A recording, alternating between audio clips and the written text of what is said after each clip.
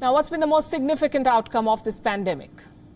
It has busted the illusion that international organizations can stand up to China. They can't. This crisis has revealed the character of many global bodies and the dragon's grip on them. By now, the entire world is aware of China's influence at the WHO, a body that has only acted as a tool for Chinese propaganda during this crisis. We have extensively reported on this nexus for 4 months now. And not once did our concerns end at the WHO. We knew all along that this was just the tip of the iceberg. We told you that China's influence probably goes well beyond the World Health Body. And tonight, I want to share with you some revelations from our investigation. An investigation into how China has used and abused another multilateral institution, an institution which the world knows as the United Nations Human Rights Council, the UNHRC, compromised. A body which claims to fight for the rights and well-being of human beings. Do you know how it has lived up to this purpose? By helping China keep an eye on dissidents. Let me take you back to the year 2012. A UNHRC official uncovered a secret and exceptional practice at the United Nations Human Rights Office. Her name was Emma Riley. In October 2013, she was forcibly transferred to a post with minimal functions. Why?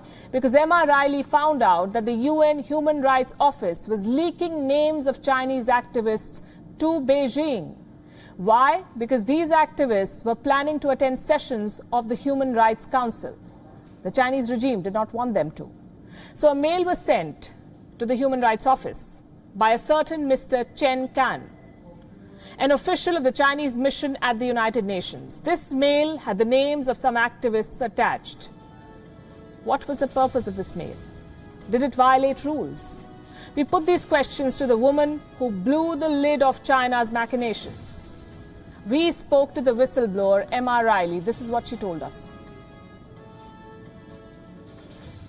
I had just taken over the function in the Human Rights Council branch of being responsible for NGO liaison. And one of the first issues we had to deal with was a request from China to know whether specific individuals were planning to attend the session. And we'd faced similar requests before, and the answer had always been no. And at that point in time, a lot of emails went back and forth among senior managers at the UN Human Rights Office, debating whether or not China would be provided with this information. And I honestly thought it would never happen. The policy, the practice was very clear that if member states wanted to know about specific individuals, they had to ask in front of all the other member states. The policies were clear, and they were clearly not followed. The Human Rights Office replied to Beijing within hours. Their response is on your screen. It specifically mentioned names of 2 activists who had been accredited for the UNHRC session. This was an exceptional act, an act in clear violation of all United Nations rules, and a practice which apparently was adopted exclusively for the Chinese regime. Listen to this. The outcome of all of those emails was a decision by the chief of branch of the Human Rights Council branch that names should be handed to China and only China. It's clearly against the rule for the UN itself to be just secretly handing this information to China, and every other member state who asked was refused.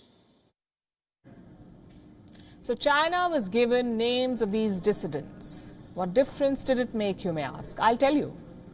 It puts the families of these activists at risk. According to Miss Emma Riley, family members of these activists were arrested. They were tortured by Chinese agents. Some of them apparently even died in Chinese detention. These claims have been undisputed in Miss Riley's court cases. Some of the people whose names were handed over very kindly provided witness testimony in my case. They described the Chinese government attending their family homes in China and forcing their family members to phone them to try to persuade them not to appear. In some cases, they were phoning them on mobile numbers that they hadn't shared with their family members for their own safety back in China. In some cases, people's family members were arbitrarily arrested, detained, tortured, and even died in detention, particularly in the concentration camps in Xinjiang. It indeed was the opposite of what the United Nations Human Rights Council should have done. But how was this even allowed to happen? Why was no objection raised to this exceptional practice? Did M.I. Riley not report this to her seniors? We asked this question very specifically to her, and this is what she said. I reported it to the manager who ordered it. I reported it to his direct superior, and I reported it to the then High Commissioner for Human Rights. When that was unsuccessful, I reported it to the UN's Internal Investigation Authority, called OIOS, the Office of Internal Oversight Services, and I reported it to the head of management, and none of them did anything. There has never been an investigation into this. And it still hasn't. On your screen is a response by the United Nations regarding this. Allow me to quote. All ethics officers, after having diligently and professionally conducted their reviews, concluded that the information sharing did not constitute a protected activity under the retaliation policy. In simpler words, yes, we gave the names, but no policies were violated, no crimes were committed, end of story. It's been 8 years now. One can only imagine how this nexus may have grown in this period, the numerous names of activists that China may have managed to obtain from this Human Rights Council, the numerous charges these activists would have been detained under, the numerous crimes the Chinese regime may have committed against their families. Impartiality, justice, and universalism. These are said to be the core values of the United Nations, values that Chinese money seems to have compromised.